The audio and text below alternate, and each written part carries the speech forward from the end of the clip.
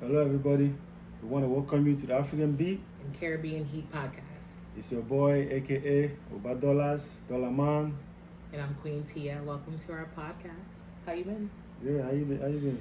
I've been good. Just got back from vacation, so getting reacclimated to being back here. But I'm doing good. That's good. How was your week? It was good. It was a busy week. Mm-hmm. Work, exercise, and it rained all week. So it's like Oh, it did? most night it's raining. Mm-hmm. And I love it when it rains. Makes me sleep good. I agree. Rain is really good sleeping weather. So what y'all doing the vacation? So a friend of mine got married on a cool. cruise. Oh, that's So that was pretty awesome. So it was a 8-day, 7-night cruise. We cruised to Central America and Mexico, so that was fun. Yeah, cool. that was a good time. It was nice to get away for a little bit. So Nice weather, nice environment. yeah, it was hot. It was hot. I'm trying to tell you, like the closer you get to the equator, Yeah. Lord have mercy, So aside from that, like it was an amazing time. I had a great time. So That's good. It's nice to know that. yes, indeed. Welcome back to reality. Back to reality, y'all. But I'm happy to be back and to give you guys another episode of our podcast. So what are we? So diversity. Tell me a little bit about like when you talk about diversity in marriages. What does that mean to you? Diversity in marriage to me is like different culture, different roles and expectation in different countries. Okay. And different process of getting married. Okay. So every country has their different processes of getting married and expectations. Yeah. So for example, like from my experience, in America, people usually do court weddings. They do what? Court weddings, like go to the court. Go to court. Okay. Yeah, court weddings, Yeah. go to the court and get married and have invite some few family members. Okay. Some people do getting in an area, an event place, and get married there. Okay. Yeah. So it depends on how you do it, but people usually do it casually. Okay. They don't tend to do too much for it. Some people do it a lot, depending on your financial capacity. Yeah.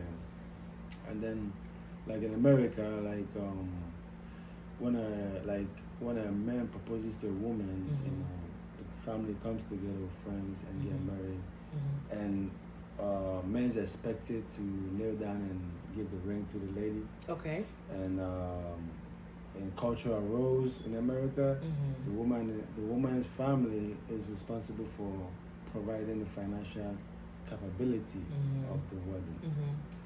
I don't know if they still do it now. I was gonna say I don't know if a lot of people are aware of that, but yeah. Yeah, but that's how it was. That's how American culture is, where the man would buy the ring, kneel down, and propose to her. Sure.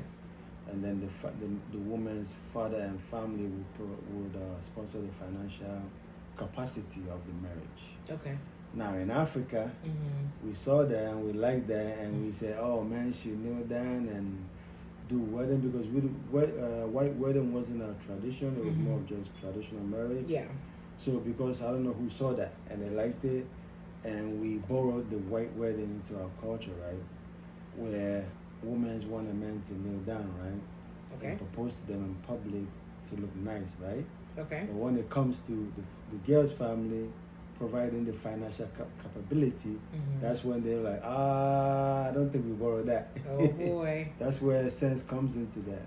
So for me, I don't buy that. I don't acknowledge that. Okay. But everybody's different. So in normal African tradition is you see a girl you like, you ask of her family, you travel and ask of her and make sure they're from a good family, and make sure she's a good lady, get to know her, and then take your family to her with a drink and tell the girl's parent that you want to marry their daughter, right? Okay. And the girl's parent will tell you, okay, we have heard you, come back in maybe 2 weeks or 3 weeks or 1 month. That will give the girl's family to research your family. to know if they want to give their daughter to you. So that will give them time to ask about your family, if your family is good, if your family is bad. And if your family is good, when you guys come back again, right, then they will give you a list, something we call a list of drinks, stuff that you have to present to the family, extended family, and the community. And then it's a traditional list, right? And then you take it and go home with your people and fix a date for people to come for a big celebration, where the woman would, in the celebration, the both couples will wear an attire, right? Traditional attire. And the woman would kneel down and serve him a drink, and he would take her to the family, and the celebration starts. And when she gets that drink, whoever she gives that drink is the husband. So if she gives it to the wrong guy, he's automatically the husband. Oh, wow. So she's carrying that drink, walking around, and her husband is sitting somewhere. Oh, so just try to find him. Yeah, trying to find him in the midst of people, like a lot of people. So everybody's like, give me the drink, I'm him, you know. And she's like, nah, looking for a husband. Yeah. So whoever she gives that drink becomes the husband. Wow. So it's called tradition. So that's what we usually do. But for some reason, I don't know who did it. I don't even know who incorporated white wedding. So now after that, you do white wedding too. Where you go to church, you say your vows, and you put a ring, and you celebrate it in the presence of the Lord. You know, so that's one aspect of the diversity in like how people get married. Why in America they tend to do it like low key, like normal, like maybe 50 people in a hall or whatever. Back home is you spend a lot. You tend to do it in a big way. So that like you can be the talk of the town. So and that's that way you can wipe away like the lady you doing stuff for being celebrated in our community. So you describe, you know, what you perceive as like differences when it comes to an American, I guess, wedding versus like an African wedding. So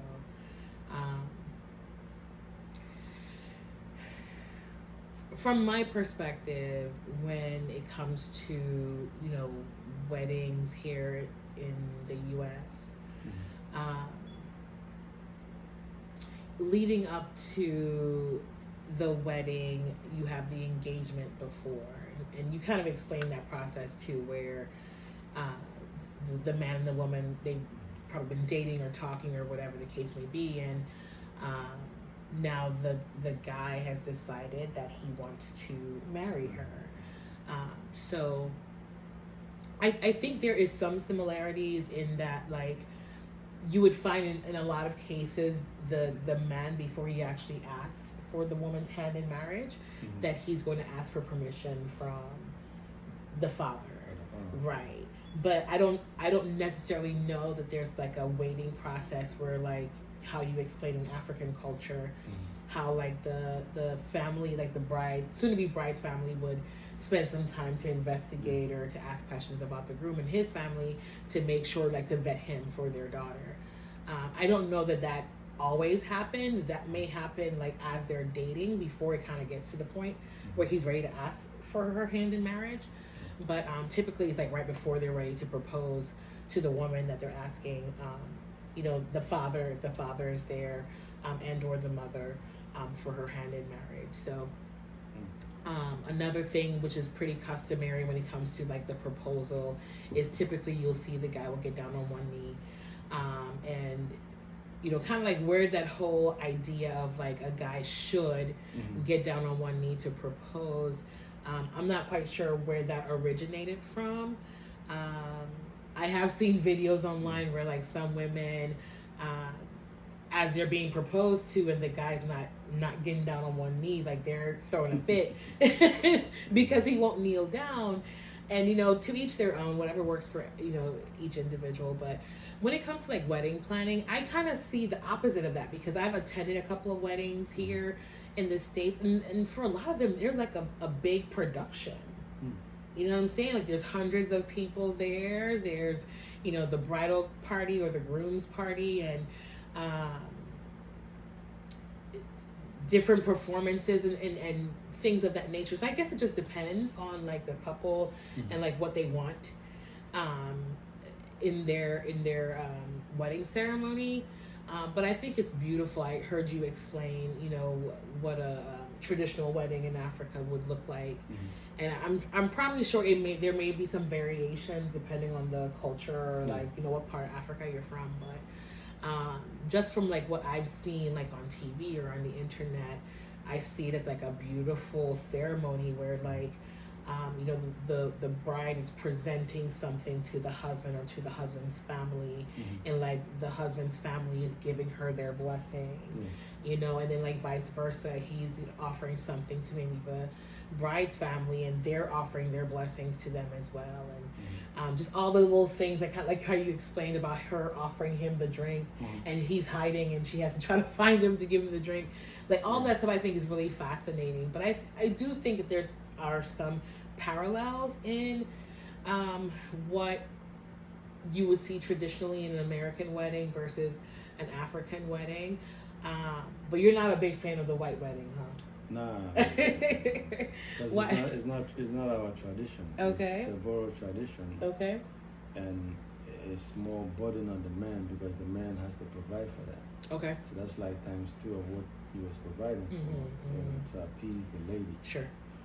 So some people do it once, meaning they do the tradition and that's the wedding the same day. Oh, okay. To save money, while some do it like do tradition today, and then the next day wedding maybe like in 2 months or 1 year. Give them some time to like to prepare up, for it.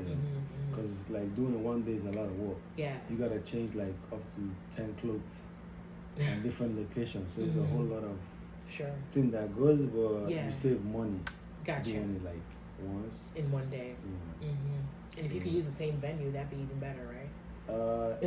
Yeah, sometimes. But there's no way, because the way they do is that you do the white wedding in the church, and then after that you guys gotta go to the girl's house, her family home. Okay. So maybe her family home may be like 1 hour. Everybody gotta drive from the church. Oh, geez. Okay. To her family home. So trying to coordinate all of that could be. So it's a lot, but people do it and it saves them money. Okay. But if some people that have money want to, do it one by one and don't stress about it. Yeah. So but just the different culture. And then one thing I noticed also within the culture of marriage, right? Like in Africa, like before you marry, you see a lady you like, right? And you date her for a while. Yeah. And you want to marry her, you guys have to go to the hospital first. Okay. And check out your AS and blood type. Okay.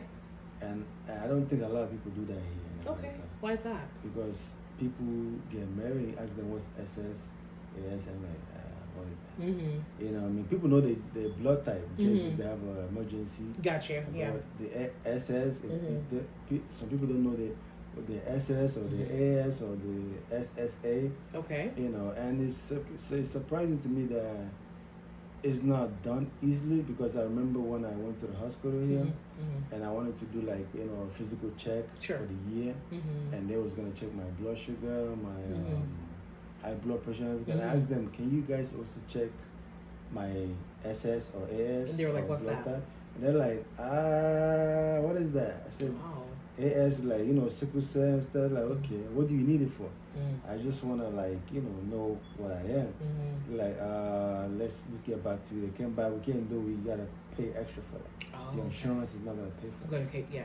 I was like, why? Just for me to know what I am, so that, I can have in mind what I am. So it's like something, the way the nurses and doctor like looked at me is like something that nobody. Sure, that they've never had anyone ask that. Yeah, so that shows me that people get married without doing that, and the reason why we do that a lot back home.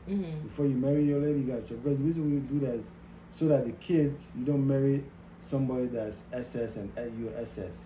Okay. And then you have kids that fracture in health. Most times. Okay. So there's a reason why people do that, but. Okay. I guess here they don't do that, but in Africa we do that. Sure. Yeah. Okay. Well, I have a question. So when it comes to from your perspective, when it comes to like dating and then getting to a point when you're dating a young lady that you are considering that person to be a wife, what do you think is typical as far as like the courting or the dating process before you decide like I want to marry this young lady? Like what's typical? Every man knows what they want in a lady. There's an adage that said every man wants to marry a lady that's like their mom. Okay. You know what I mean? Yeah. Especially guys that like love their mom a lot. They want to marry like their mom. Sure. So, sometimes your mom might have a capacity of she has a good heart. She cooks. She's a humanitarian. You know, she's understanding. Sure. And she gives you advice, good advice. Okay. So a guy might want that in a lady, and he wants like 4 things: humanitarian, understanding, good advice, and a good cook. You know what I mean? So he will have so many girls that he's dating, and then he sees this one girl, and sometimes girls like that don't come in beautiful big format, you know. So he sees that girl, and he tests her. Yeah, he gives her those tests whereby, like one of my friends said, the reason why he married his girl is that his friends will come and the girl will go to the kitchen and cook for everybody and serve them, bring food and serve everybody. And he'll be like, why does my friend have the same amount of meat and the same amount of food like me? I'm your boyfriend. And she like, yeah, your friends, your family. Sure. And no girl has ever done that. He's married that girl because of that. He's still married her today. Yeah. So there's stuff that people do that guys look at to convince them this is the girl for me. Gotcha. You know. Gotcha. So yeah. Okay. So there really isn't like a time frame, like they're dating or courting for like, oh, you mean time frame? Yeah, like 2 months, 3 months, 6 months, a year, like what's typical that you've seen or you've experienced? Dating doesn't have a time frame. Yeah. Because I've seen people date for like a month or 2 and get married. Sure. And they're love and they're good. I've seen people date for 5 years and they get married and they didn't last 6 months. Oh. You know what I mean? So it's like there's no like time frame. It's more about you guys learning each other. Because when you're dating someone, you guys are talking every day. Sure. Hours on the phone. Yeah. Every day. So that gives you opportunity to know if you really like this person or not. Right. By the time you give that person. So I would say like for me the highest would be 6 months to a year. Okay. After a year, that means that person is just chilling with you. Sure. You know what I mean? But if somebody really likes you, highest 1 year is enough for them to tell you, listen, I like you and I want to have a relationship. Yeah. Or I want us to get married. Yeah. You know what I mean? If not for that, I feel like he's not sure yet and he's taking time. And when that happens, he might meet somebody else that's better, and then you end up seeing him get married on social media. You know what I mean? So I always advise a girl, if you with a guy for a year and he's not like asking to be his girlfriend or marriage, you gotta like revisit that agreement or contract with him. Yeah. So yeah. Okay. Interesting. So 6 months to a year typically is what you would see. So like, do you think it's true that for some guys, like they know who they want to marry? So like I've heard people say like men know, like when they meet a particular type of woman that like checks all the boxes for them, like they kind of know relatively quickly, like this is someone that I want to marry. Do you believe that to be the case, that a lot of men kind of know off rip who they want to marry? Yes. Okay.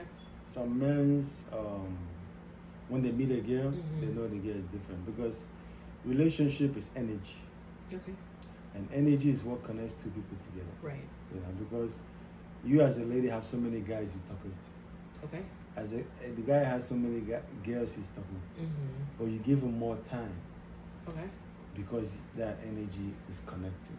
you're feeling him, you know. But sometimes a guy knows he wants to marry this lady, right? But he's not ready for marriage. Maybe he's still pursuing his academic career, his job, he's looking for like a level, or he's trying to stabilize. So he wants to marry you, but he's not there yet, financially, mentally, to get married, right? And it might take years. So sometimes the girl can ask herself if she wants to stay or she wants to go. Because the age, women know that they have an age that, you know, they're in the market really good, right? And there's an age that it slows down. So I've seen a guy dating a girl and they really love each other, right? And he left Africa to travel overseas for being a pastor, right? And he asked the girl to wait for him, right?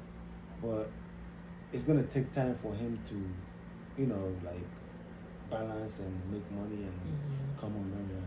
But she knew her age is growing, right? So she was open to marry a guy that came for her in a loving way. You get what I'm saying? Because she understands that. Yeah.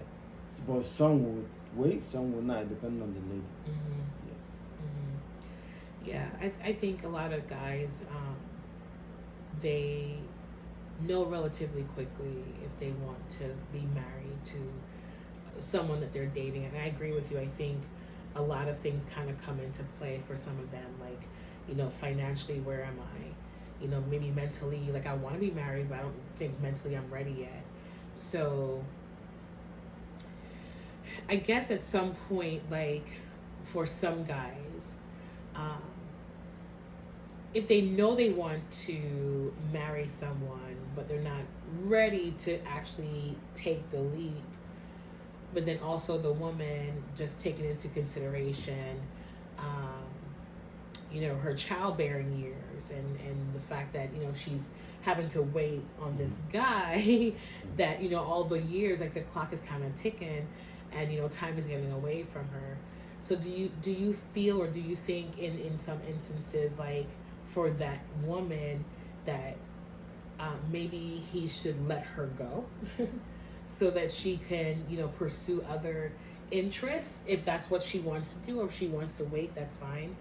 But like, do you think or feel that it'd be fair for him to kind of keep her hanging on, you know, with her just hoping one day he'll ask me to marry him, or one day he'll, you know, make things official? Like, what do you think about that?